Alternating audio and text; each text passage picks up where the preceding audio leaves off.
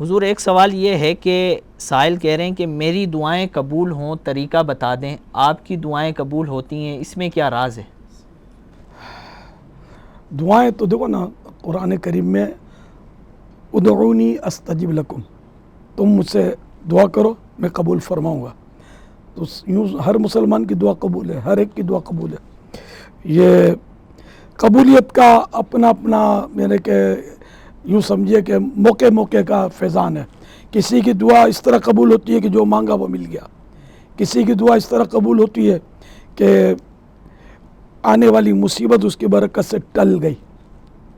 اور ہم سمجھتے ہیں کہ دعا قبول نہیں ہوئی، حالانکہ ہم گزرنے والے تھے اور ایکسیڈنٹ ہونے والا تھا،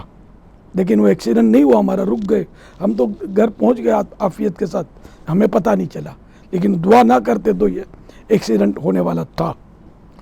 یا پھر یہ کہ آخرت میں وہ دعا ذخیرہ کر لی جاتی ہے، اور جب ان ناقبول ہونے والی دعاؤں کو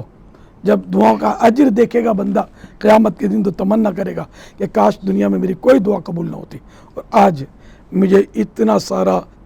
ثواب مل جاتا. تو یوں اللہ پاک پر بھروسہ رکھے، بالکل اعتماد رکھے کہ اللہ پاک دعا قبول کرتا ہے، کہ جلدی نہ مچائے، کہ جلدی مچانا یہ بھی قبولیت میں رکاوٹ ہے.